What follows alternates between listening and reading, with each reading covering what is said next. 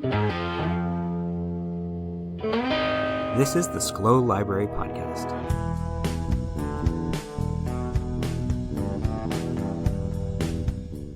In today's episode, we are talking about the fantasy works of JRR Tolkien.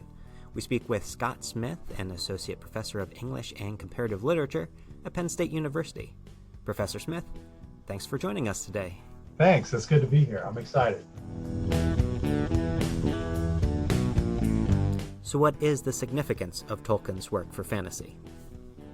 That's a good question. It's hard to answer because I think there's a personal answer and then there's, the more general answer. Generally, Lord of the Rings is seen as setting the pattern for the modern fantasy genre, right? So it was the basis of many, many other trilogies and all these other things for decades, I think. So for me, when I grew up during the, in the 80s, the fantasy genre was mostly taken up with carbon copies of Lord of the Rings, right? So it was the template for everybody else. That it's something that people can a lot of people love it and reread it because of other content in it, like it resonates in particular ways. And I think it was very much kind of a book of its time too. Like when I think about the books as an older reader, I think about the first two world wars, and I think about Tolkien's work as a scholar of medieval languages. So it can be an exciting story. It can be, some people can think of ethics, right, in the book. So I think it's a diverse answer, Why do you think it has gripped the imagination of so many generations? Yeah, I don't know. That's a good one. There are other kind of pre-Tolkien fantasy writers before there was really a fantasy genre per se. And I think that the scale of Tolkien was different, where you would have on one end these very simple characters, kind of rural characters in a sense, right? The hobbits. And then you have these big epic battles that were on the other end of the spectrum with figures that are larger than life. So there's humor and drama and all these things. So I think people just like the books because they're exciting. But then I think Tolkien's books kind of generated a whole culture around them that people appreciated too, right? So inspired other fantasy novels, inspired role-playing games, inspired films, art, all these things that kind of grow around it. So you can, if you want to be into that, it's not just the books, right? It's this whole culture that's grown up around it, which I think people really like.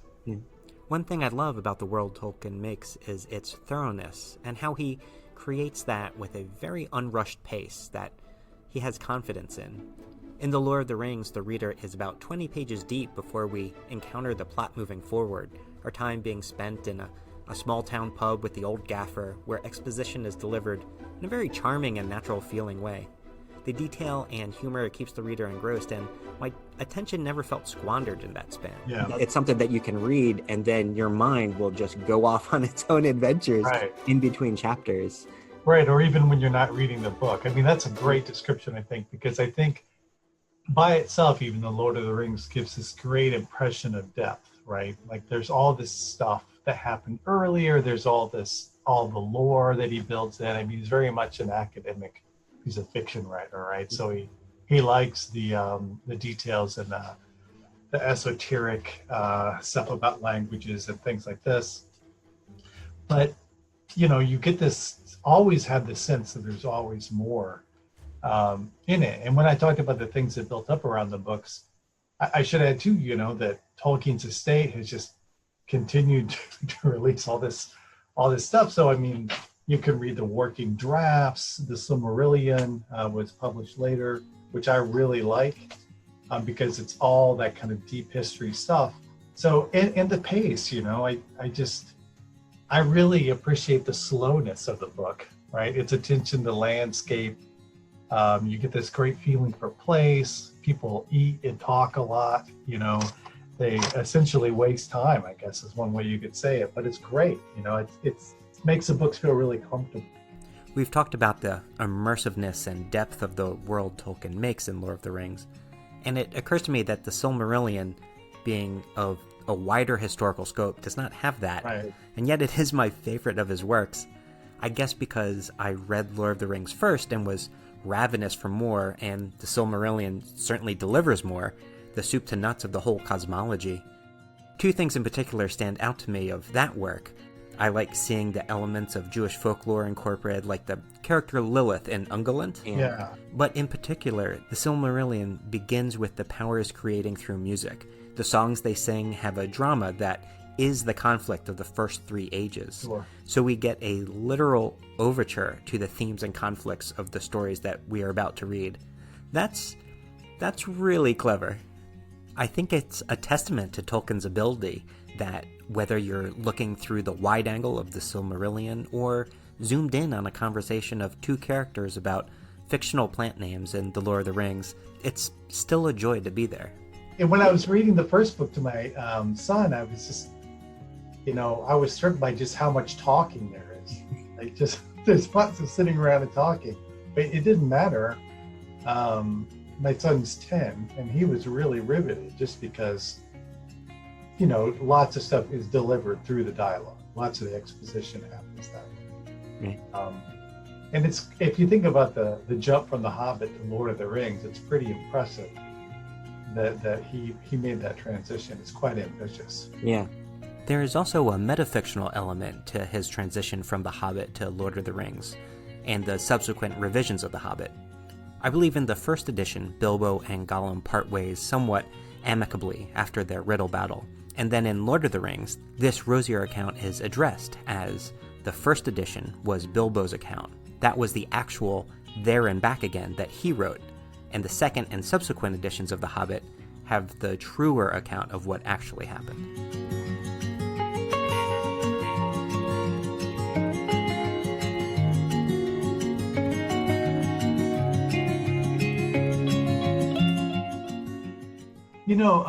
I think too, this impression of depth, like, the feeling that there's always more, or you're only getting parts of it. I think this grew from his scholarship and his interest in early medieval literatures, because that written record is always fragmentary. So there's lots of stories, poems even, they're incomplete. Characters who are named, who seem important, who seem to have a backstory that we don't know anymore. So I think that aesthetic really appears in Lord of the Rings. So when I read those books after I completed graduate school and had my PhD in early medieval lit, I got it in a whole different way. And I was just struck by how his craft, how his narrative sensibility had been shaped by his studies, which is something I had no idea about. When I was reading, I was just like interested in the swords part, but now as a medievalist, I appreciate the language and his attention to words and etymologies and things like this, because that's a big part of the craft, I think, for him.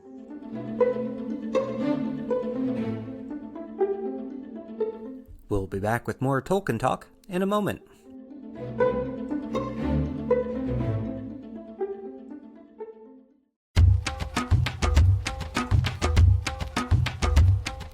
In most podcasts, the midpoint break would be underwritten by someone trying to get you to buy something. At Schlow Library, though, we have nothing to sell you. In fact, what we have is a tremendous supply of words we'd like to give to you. Whether through lending books, programming, or the podcast, what we want to do is circulate as many words and ideas as we can, which is why we have our Underwriters from Fiction. Promotional consideration for today's episode is brought to you by the game show Homonym. Whether it's bark, kind, or spring, can you guess which is right? Homonym is now on the Peacock, right after God Cop. NBC, it's fresh. If you have some strangeness that you have reeled in from the ether of fiction that you think would be a good underwriter for the show, send your promotional copy to bdrain@sclowlibrary.org.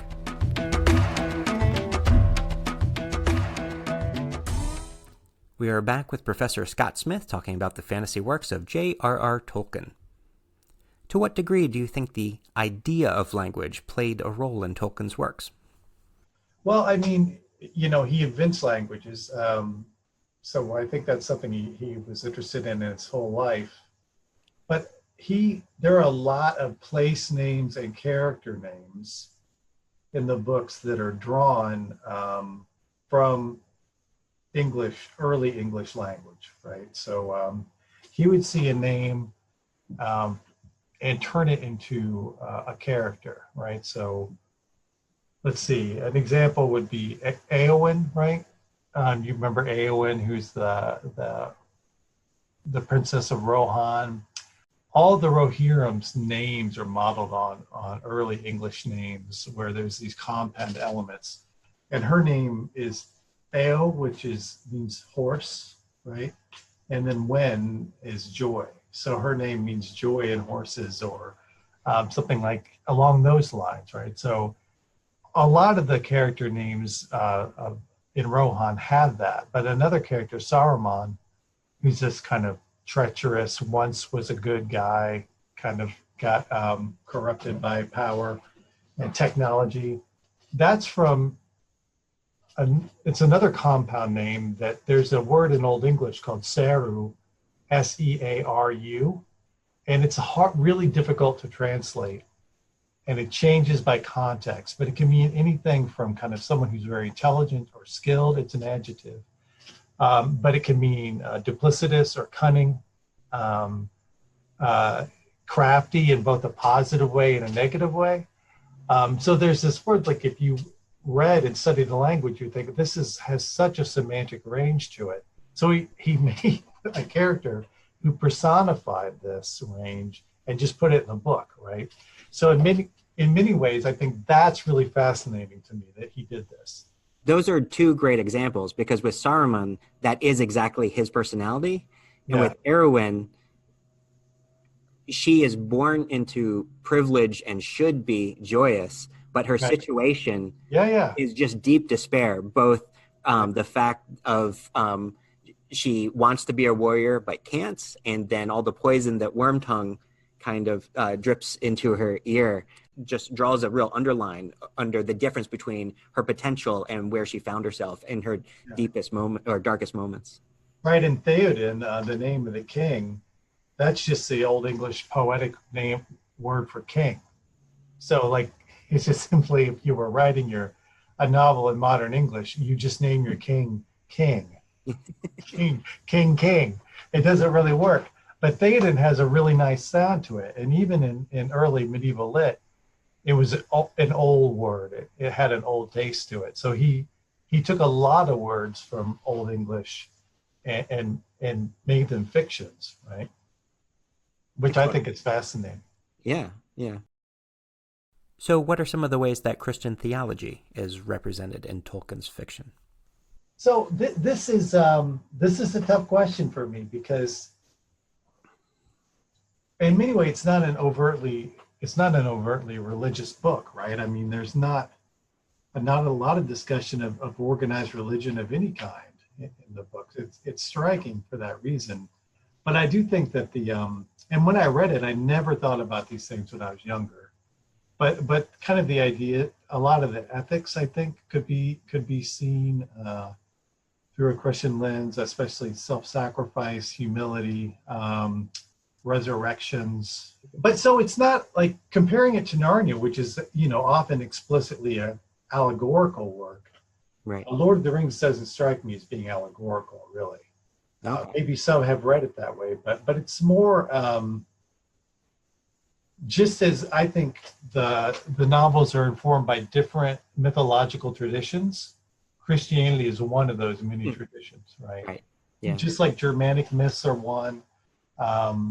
He's the Kalevala, another epic cycle, the Finnish cycle. I think he was influenced by that. Just in terms of a myth cycle with story motifs and ethical moments, that's where the Christian content would come in. Right. And not just in one character or one episode either. I think it's dispersed. What do you think? I do read it as a work with Christian themes, even though I'm an agnostic. The main one for me is the theme of true change or efficacy not being possible outside of God's grace. We see this in the Silmarillion with how the Valar need to intervene to win the War of Wrath, the reoccurring eucatastrophes of the eagles arriving, Saruman with all his sins still being above mortal judgment, Fëanor being unable to reclaim the Silmarils, and Frodo ultimately being unable to shed the ring into Mount Doom. As someone who sees the world in secular humanist terms, the literary analogy, I guess, would be a Lovecraftian worldview. That being the universe is a dangerous place, and whether or not there is divine will, it seems that it's solely up to us to take care of each other. Anyway, the necessity of God's grace doesn't fit naturally into how I, as an agnostic, see the world. However, Tolkien puts a companion theme that does feel very natural to me, which is that emphasis on personal actions and cooperations. It's the fellowship of the ring, the loyalty of Sam to Frodo, the purposeful shifting of salvation from the powerful and mighty to the actions of the weakest and most overlooked. All that fits comfortably in an overlap of the Venn diagrams of both a Christian and secular humanist ontology. The point where only by God's grace and the importance of fellowship meet is my favorite part in The Lord of the Rings, and that's this. Because Frodo is unable to cast the ring into Mount Doom, and Gollum bites off his finger and takes the ring with it, what I view as the main heroic act, the thing that saves the day, is the mercy that Bilbo shows Gollum in The Hobbit. The fact that Tolkien has this major war full of large stroke heroism with a giant set piece ending at the very edge of a volcano, but despite all this big stuff going on, what saves the day is the small kindnesses that we do to each other on a daily basis. I just think that's a phenomenal choice that highlights Christian themes, but also ones that resonate in the agnostic in me. I agree. No, exactly. I think that's really well put. I mean, when I was reading the beginning of Fellowship to my son, Gandalf is even, he's recommending mercy and empathy, right? Which is because I think in some stories, you're just so used to seeing the villainous or the wrong that Gollum is just this fallen character who does seem to have the potential to change. Whereas then you have these concepts like Sauron you never even see in the books, right? This idea of absolute kind of remote power. But even with your example of Frodo, this idea of receiving grace or salvation, it's not easy. So many of the characters fail and backslide in the book that you get this great sense of or not just human, just a character's potential for good and for weakness. Yeah. Boromir is weak. Frodo is weak. In many ways, Aragorn has been slow, right, to come into what he's supposed to be doing. So many of the characters struggle and fail. Theoden has a kind of a long, dark night of the soul where he's under the influence of one god again and again. So I love this aspect of struggle, and that's one reason I think I like Lord of the Rings more than the Narnia stuff, because that's more explicitly mapped onto Christian sacred history. Oh, for sure. Where the Lord of the Rings, like you said, you could. I think this idea of seeing it as a mix of worldviews driven by this humanism is right on.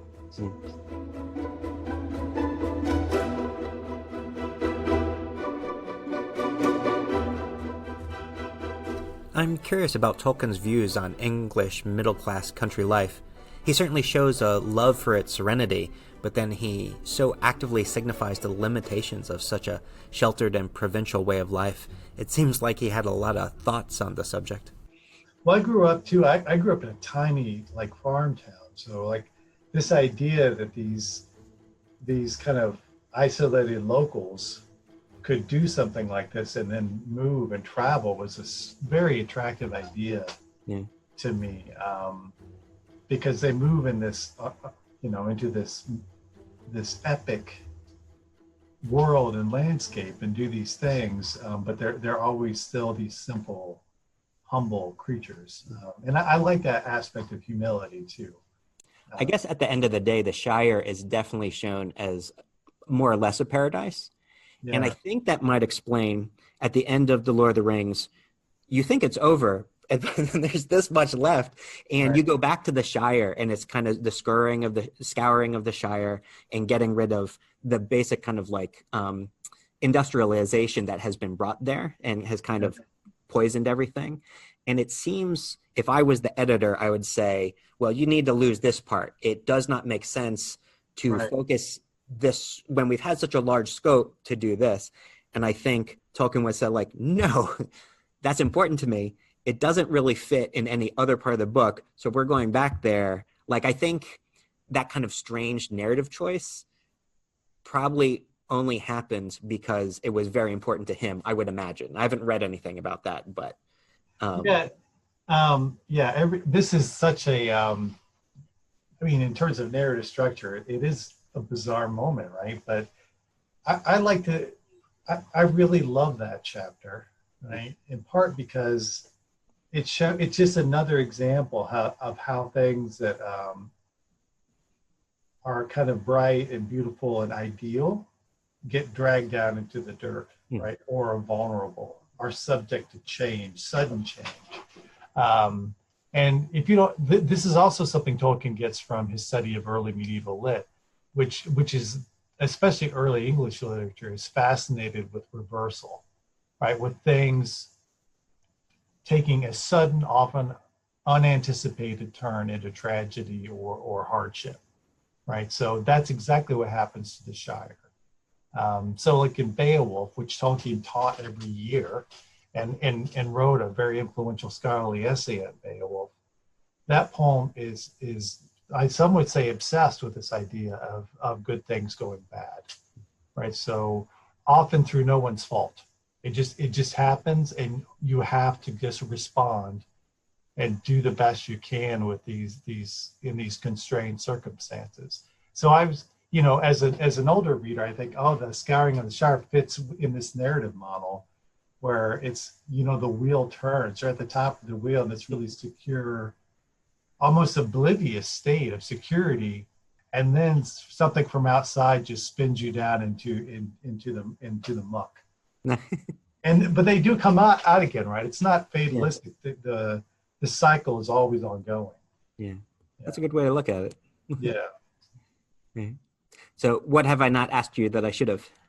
It's probably clear to you, right, that I'm really interested in how he used his study of medieval literature and language to drive the narrative. But I do have one anecdote that's really interesting, but this goes to The Hobbit. There's when he has this debate with Smaug, right, where he sneaks in and he does the riddle game and all this and steals the cup, which enrages the dragon and causes it to leave its lair.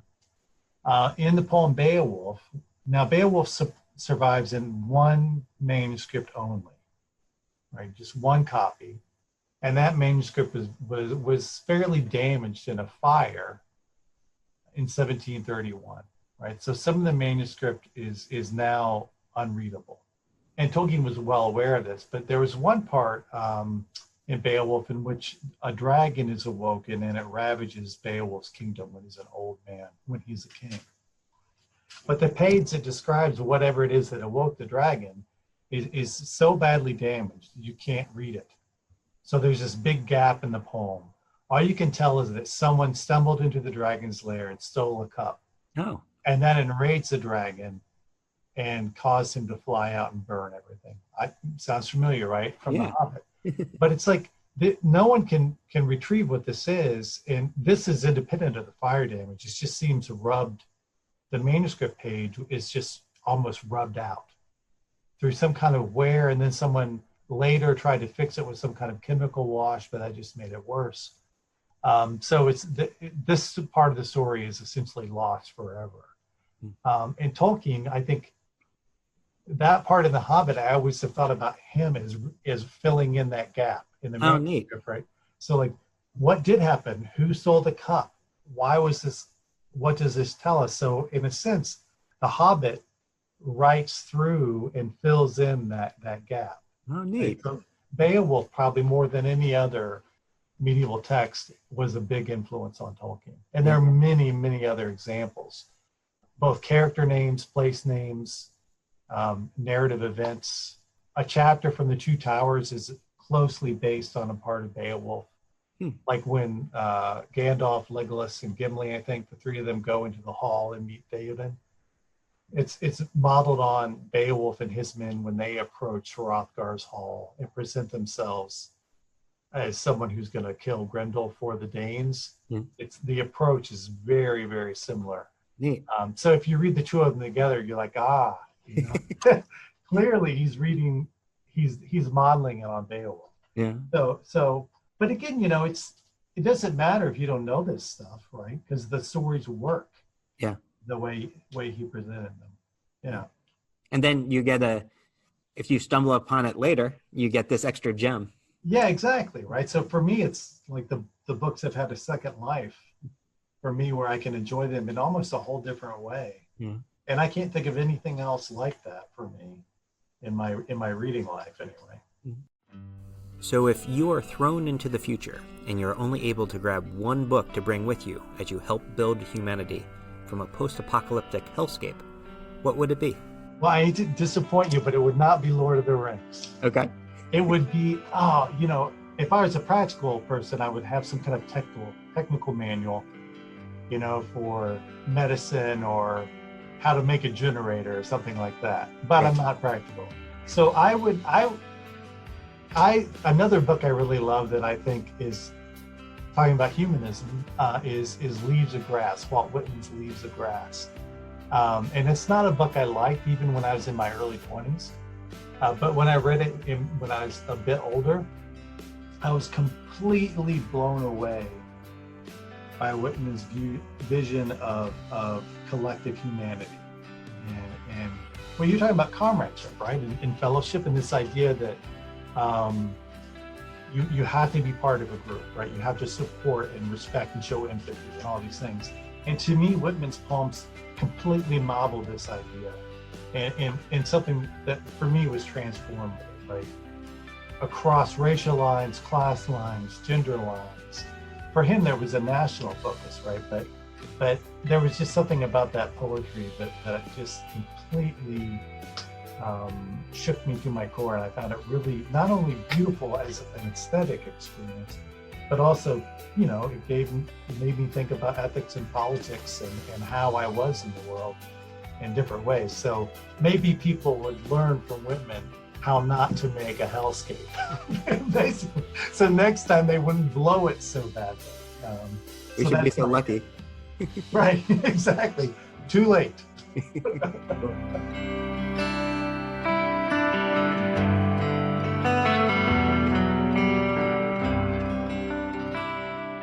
Professor Scott Smith, thanks for speaking with us today. This is awesome. I'm so glad that you asked me to do it.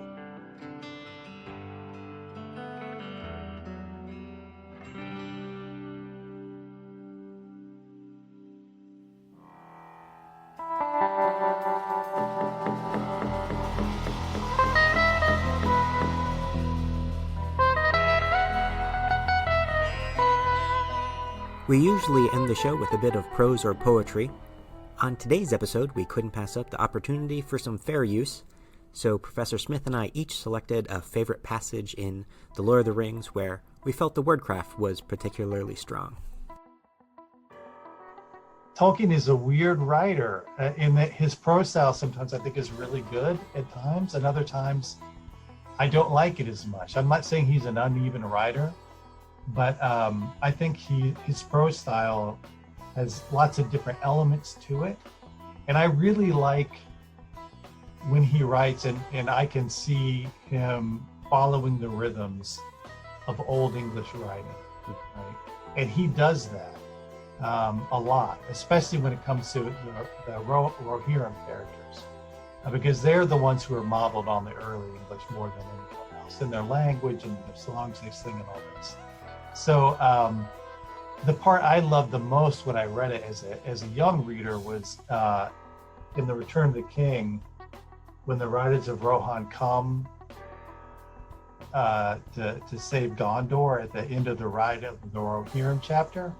And I remember when I read that, I was so emotionally overwhelmed that I shook, like I was 14. I just thought, and even reading it now, I just think, it's weird because it's kind of a gruesome passage, but it's beautiful at the same time. And now I recognize that the rhythms he's using and the way he's doing the description is based on Old English poetry, which, has a different style than modern verse does. So it sounds archaic, right? It's not familiar to a lot of readers, but he uses that stuff so well in Lord of the Rings. I think that's one of the reasons people like the book, right? He's able to tap into these old styles and archaic things and make them seem like beautiful, but also feel old at the same time. Do you want to read us a selection? Sure. This is at the end. This is that part I was talking about. It's hard to choose one. Like, I really like the early Fellowship chapters. Gandalf's speech, I think, is really, I love the way he talks. But this is the end of the chapter. I hope this is right. I copied it down. And this is talking about Theoden and Gandalf riding. And it says, his golden shield was uncovered, and lo, it shone like an image of the sun, and the grass flamed into green about the white feet of his steed. For morning came, morning and a wind from the sea, and the darkness was removed, and the hosts of Mordor wailed, and terror took them, and they fled and died, and the hoofs of wrath rode over them. And then all the host of Rohan burst into song, and they sang as they slew, for the joy of battle was on them. And the sound of their singing that was fair and terrible came even to the city. And that's the end of the chapter. So I love that because it's got this great repetition, and it almost sounds biblical in a way, like a King James rhythm. Mm-hmm. But to me, he's got Old English poetry is based on repetition and standard rhythms and alliteration. So he does that, sang as they slew, the sound of their singing, this kind of repeating of the sounds is all over those sentences. And two, Old English verse is, its lines are, I hope I'm not geeking out too much here, but it's each line is separated in two half lines that are linked by alliteration. And often these half lines stand alone as individual images or sentences. So this, where it says, morning came, morning and a wind from the sea, and the darkness was removed, and the hosts of Mordor wailed, and terror took them, and they fled. All this and this unveiling and unraveling of related images, total Old English verse, right? But he does it in here, and it's also kind of like the wide, you're way back. You don't see anyone hewing down an orc or something like that. It's all from a distance. And you just get this removed sense of grandeur without having to read about blood, right? So you can almost, aesthetically, it can be a beautiful passage, even though it's describing violence. I guess Athena's warfare, not Ares' warfare. Right, yeah, exactly, right? And that's also something that to me is familiar from medieval literature. Mm-hmm. So if you were reading a Robert E. Howard story, Conan would just be his sword covered in gore, et cetera, entrails, all sorts of almost crude violence. But this isn't like that. I don't think that Tolkien revels in violence. I think he seems to regret it, even in these heroic moments. He pulls back. But I love that part for a totally different reason than I did when I was a kid. But there was just something about that singing that was so weird to me when I was as a young writer, young reader, that there was this description of warfare that was about music, right?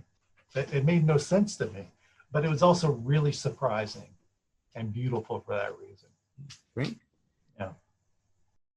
My selection is when Éowyn lays wounded after stabbing the Witch King, and Gandalf is speaking to her brother Éomer about the depths of his sister's despair, which is a despair now further highlighted for us since we know the etymology of her name, which means in part joy. In the movie adaptation, these lines are spoken by Wormtongue as he tries to nag Éowyn into submission, and he gives a really chilling rendition, though in this iteration it is Gandalf speaking.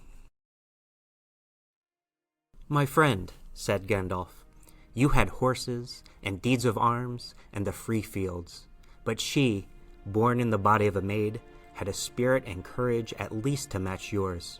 Yet she was doomed to wait upon an old man whom she loved as a father, and watch him falling into a mean, dishonorable dotage, and her part seemed to her more ignoble than that of the staff he leaned on. Think you that Wormtongue had poison only for Theoden's ears? Dotard, what is the house of Earl but a thatched barn where brigands drink in the reek, and their brats roll upon the floor among their dogs? Have you not heard those words before? Saruman spoke them, the teacher of Wormtongue, though I do not doubt that Wormtongue at home wrapped their meaning in terms more cunning. My lord, if your sister's love for you, and her will still bent to her duty, had not restrained her lips, you might have heard even such things as these escape them. But who knows what she spoke to the darkness, alone, in the bitter watches of the night, when all her life seemed shrinking, and the walls of her bower closing in about her, a hutch to trammel some wild thing in.